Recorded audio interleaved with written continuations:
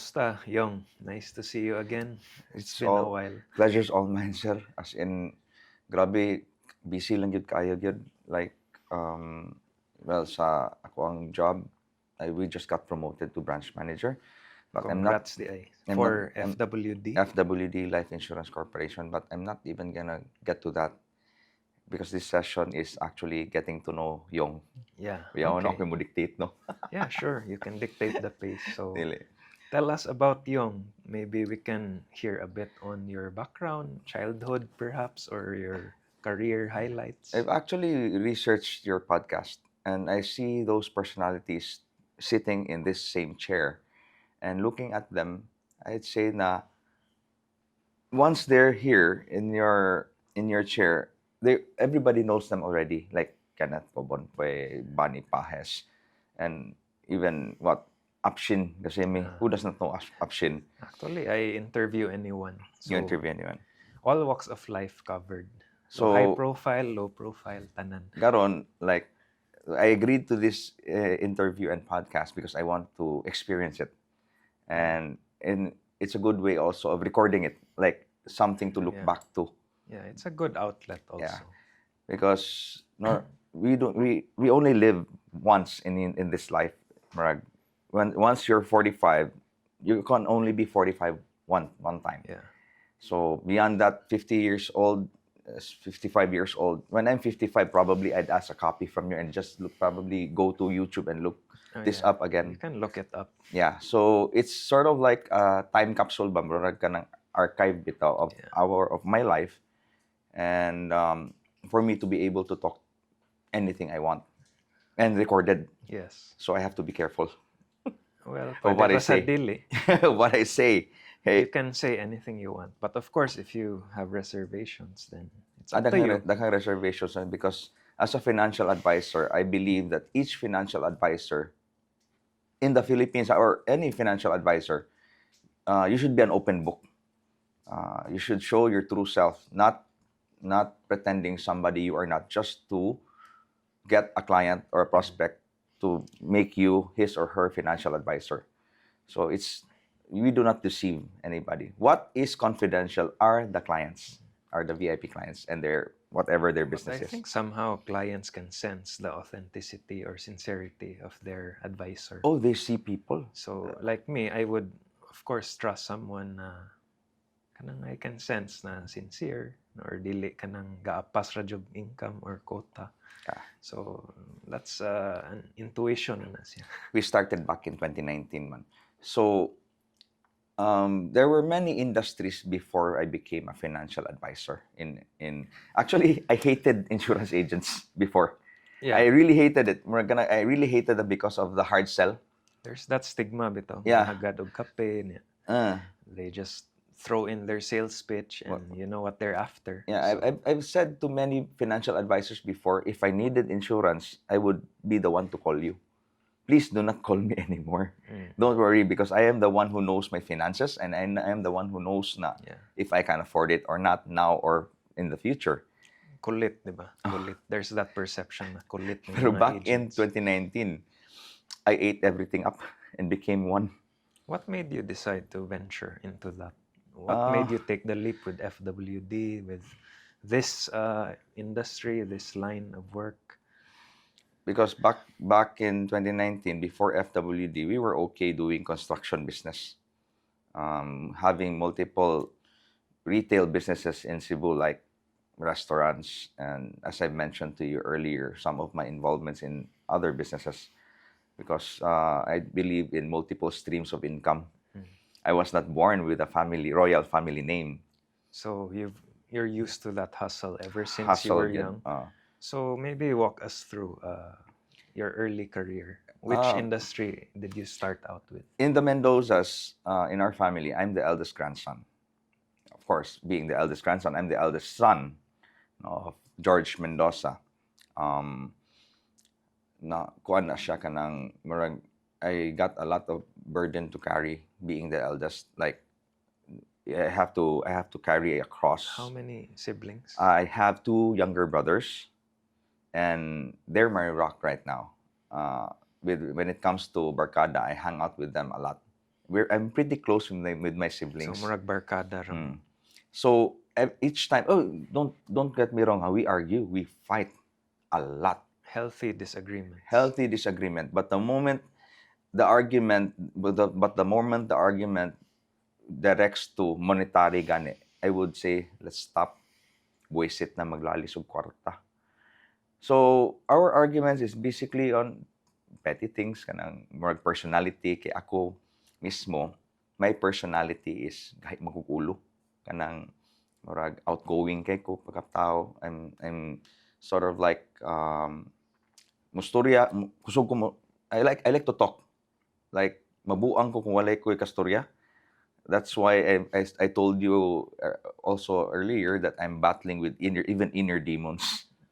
Okay, the mind plays tricks good a lot, and mental health is so important. And people don't talk about it kay basin ma-label og buang or i-ostracize. So I think that's a sensitive subject, which is why people don't really open up.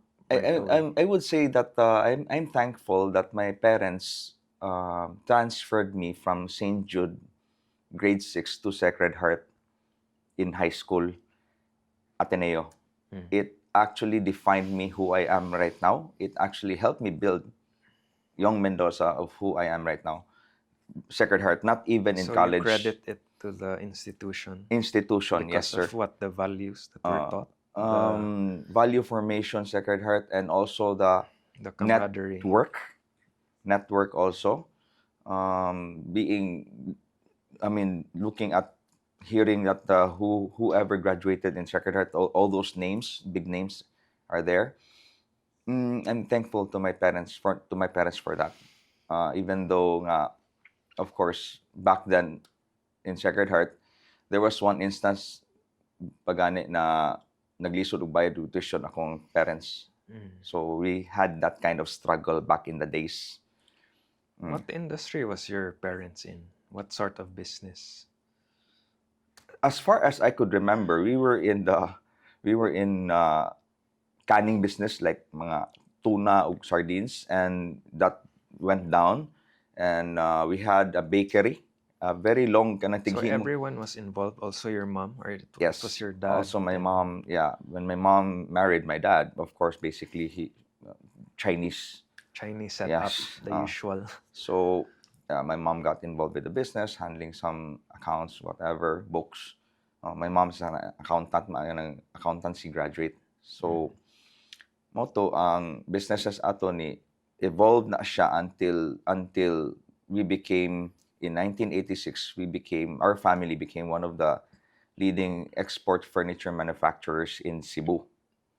What's the name? Menco and Mastercraft Philippines, which right now still exists, but owned by only my uncle Eric Mendoza, solely. But it has evolved. It's in the family. When I graduated from Sacred Heart, San Carlos ko napunta. My best friends went to Ateneo. They passed. I failed the exam. When they went to Ateneo, I cried. Hilak kay ko piskot ako ra usa mabilin dire. As in, when I went to San Carlos, I was alone. Grabe yun, alone. I had to find new friends. I had to a new network group. And lingkod sa kiosk. Yeah. And I had to adjust who I am to whatever level diha sa kiosk lang nga. Nagdiha ko nakakatog tagay. Kokodain. What was your course sa San Carlos? Sir, I will admit to you, undergrad ko, I never finished college. My course at first was BA. Then a teacher there saw my potential. She asked me to shift to accountancy because she said na bagay magka-accountancy kaya man nimo. Kuan man good anang being the eldest ba.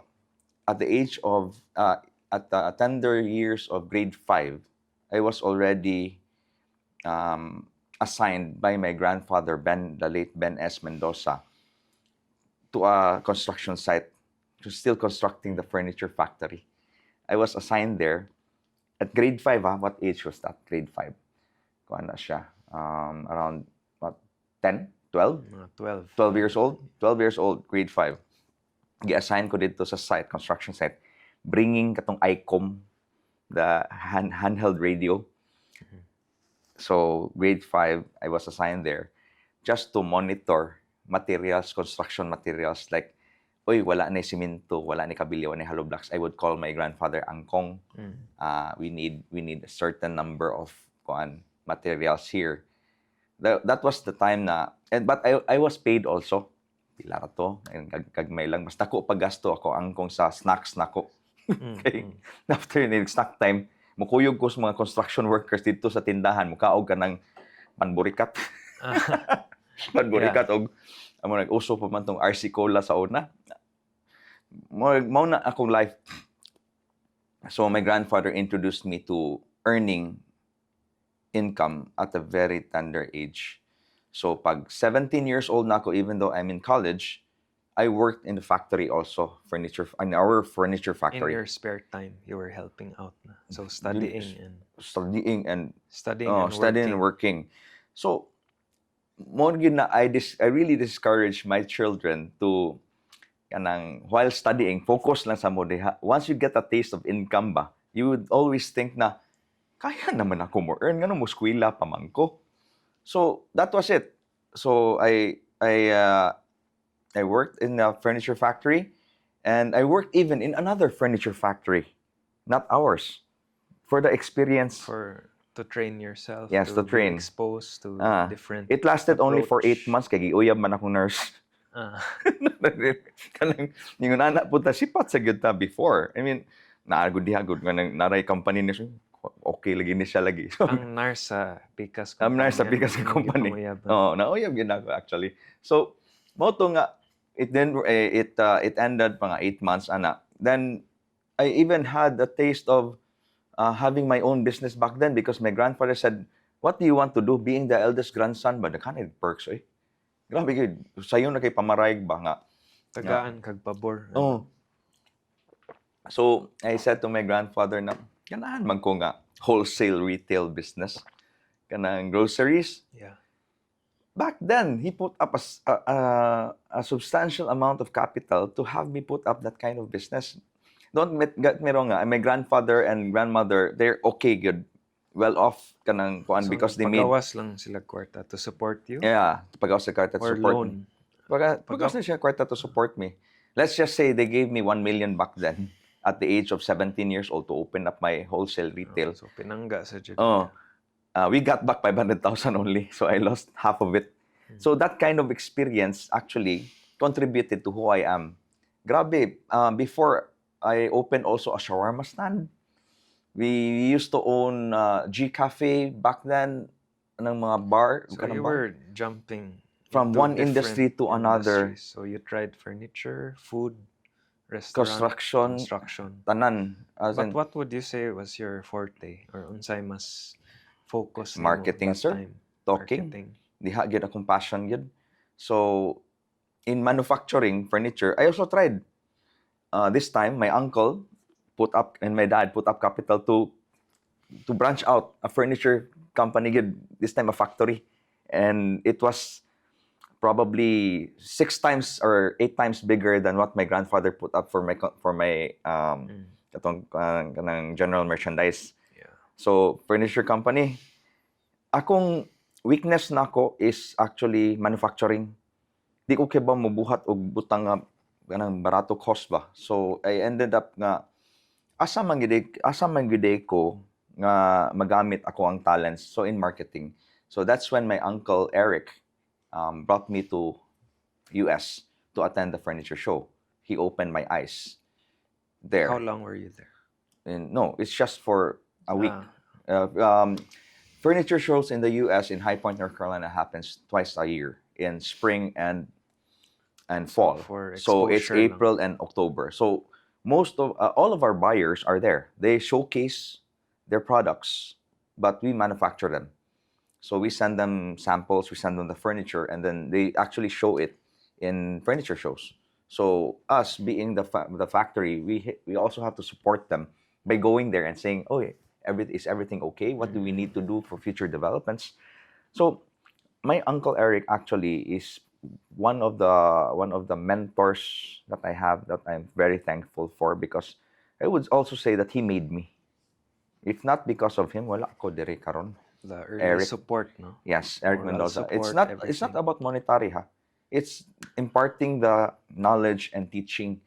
Mentor. No, so when I went to High Point, it opened my eyes. I said to Uncle Eric, na, okay, I'll work in our furniture company, and he assigned me with accounts. Like I hold the account Neiman Marcos, so I was the one handling that one. So we were supplying Neiman Marcos back then, and I realized that I do have the passion for dealing with customers. I like talking to them. I like knowing them personally. So I have a way with them. So people that's person ka, no? Like you like to engage, meet different yes, people. yes. Okay. So that's why I became who I am right now, a financial advisor, because it's actually engaging people. Murag imo jung linya. Diha gyud. So pag kuan dato gyud nga na furniture kuan ko kanang furniture guy gyud ko, it's in our blood. So it was not until 2017 that I jumped ship from being a manufacturer to being a buyer's representative. Two US furniture companies found me, and they said to me that, Yong, I'm not gonna go to Cebu just to see your factory, one factory. Come up with 10, then we'll go to Cebu. So it became also my advocacy. It became also my advocacy because furniture industry right now is so tough. Because our competing countries, Vietnam is killing us.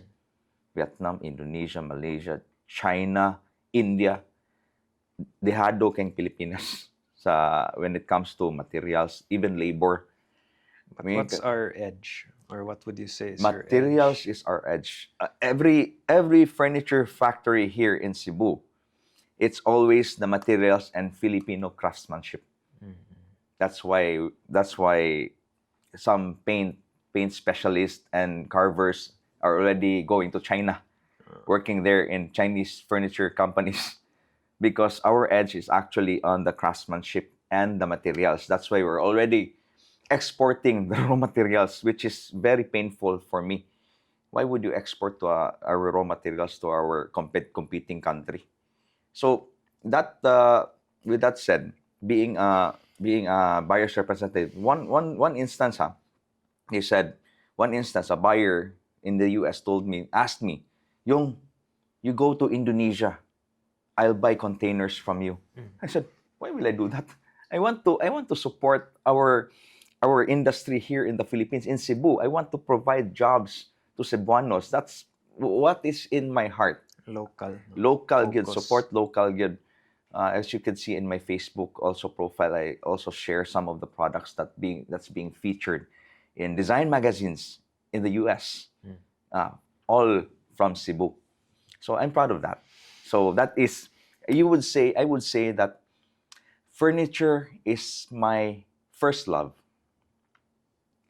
Jumping to insurance is my true love.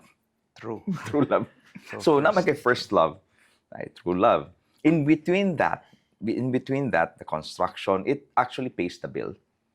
So moto nga, it's like when we were still in construction, I'm not an architect and engineer. What was your primary role sa construction? Marketing ra gyapon. Ako'y close og kanang project. Pero sir, ablihan kog plano sa kliyente, blueprint, minana, magtanaw-tanaw ra pug ko nga, magtanaw-tanaw ra sad ko mga, okay, as if I know how to read blueprint. I don't know how to read blueprint, but I can close it's not projects. Your expertise. No. More on sa closing, sa relationship. Yes, rapport building. Yeah. So, murag, I realized na if I go on in this industry, construction industry, and pretending to know how to read blueprint, I'll just be deceiving even more people. I think that will come back to bite you if you just pretend. Lagi, exactly. So, yun ko nga, I needed, that's why I'm so thankful in this insurance industry, because it allowed me to be who I really am. Yeah. I don't have to pretend. I don't have to pretend anything nga, to know everything. Everything is just there, available. Among mga training, among mga product profiles na to, nga, kuan, I can just learn from it. It's not like the construction industry, wherein you have to be a licensed engineer or an architect na, to actually sign blueprints. No? So, kana, mo na siya partly nga, ngano happy po ko sa kong industry karon nga I'm in. But it's a very difficult and dog eat dog industry. It's very challenging. But I love the chase.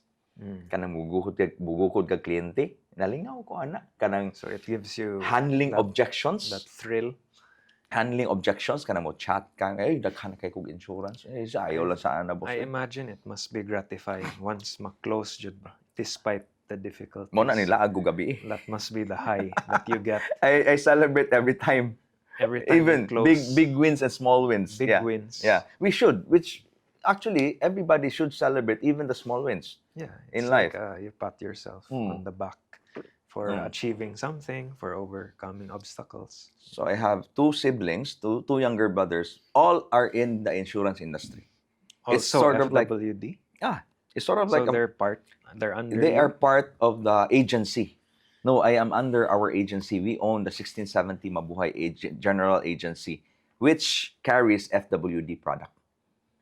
So we have a general agency, which probably right now we have at least going already 500 to 600 manpower. Okay. I myself have my own team, and we've already grown after 5 years to 120 direct leaders and planners under me. Well and capable. And I have to set a good example. I always believe in leadership by example. You can't just ask your client, your planners na, go out and sell insurance and bring in the numbers while you yourself cannot do it. So I had to show them that it can be done. And I've been doing it since 2019. So you led the way. You set the example. Basically, it's how it should be. Even you in your business, probably you set a very good example to your subordinates, to your workers, having that kind of principle-driven sa imong life. You set the culture. Yes, that the culture. They follow the style, the approach, the mindset.